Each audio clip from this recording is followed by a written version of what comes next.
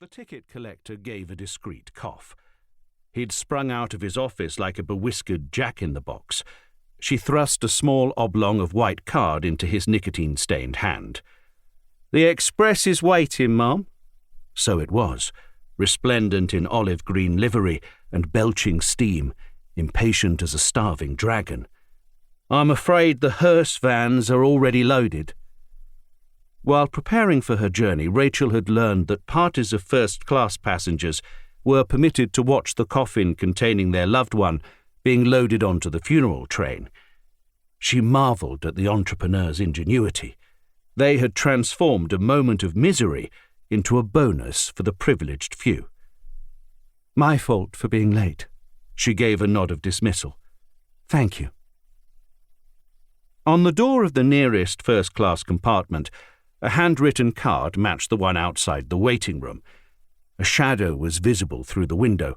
The ghost had taken his seat. Now he was trapped as surely as if he'd locked himself in purgatory. The air thickened with smoke and the smell of burning coal.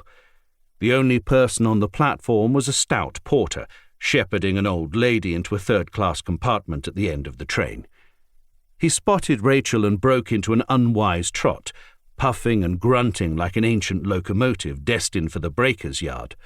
"Just made it in time, ma'am," he wheezed. "We depart at 11:40 sharp. Which party would you belong to?" "The late Mrs. Payne's." She thrust into his grimy paw a tip so extravagant that it risked making his heart stop. Her raised hand stifled his gasp of gratitude. "May I ask how many of our group are making the journey?" He was sweating like a stoker. Rachel doubted his discomfiture was solely due to unaccustomed exercise. Well, ma'am, there seems to have been some confusion." "Really?"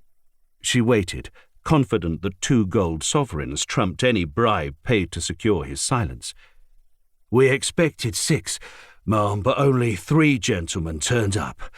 The pair who came early insisted they wouldn't travel in the compartment reserved for the, nearest and dearest, most irregular. That's why the company asks for bookings in advance. We don't want any mix-ups to spoil such a solemn occasion. Luckily, we only have 1 first-class funeral today." A loyal servant, he didn't mention that the slump in trade and rising unemployment had meant business was much less brisk in the aftermath of the Wall Street crash. "You managed to accommodate those 2 gentlemen elsewhere?"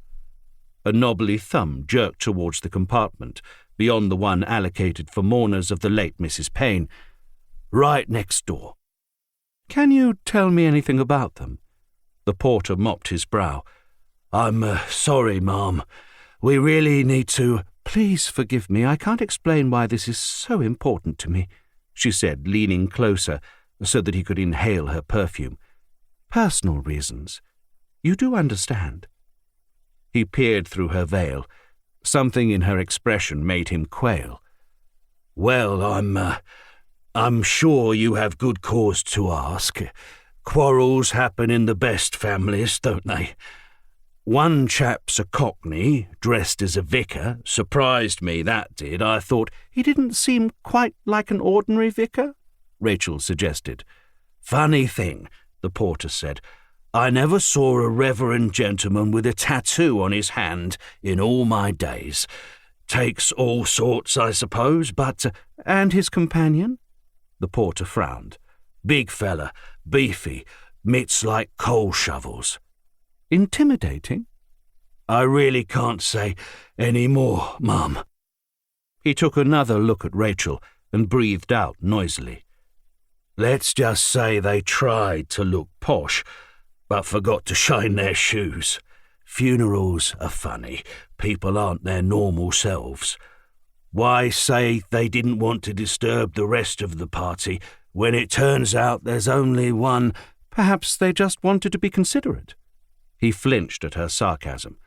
"Now, really, ma'am, please, I must ask you to board. We can't delay—" "Of course not." Her smile lacked humour. "Thank you so much for your assistance." He lumbered towards the compartment bearing the name of the late Mrs. Payne.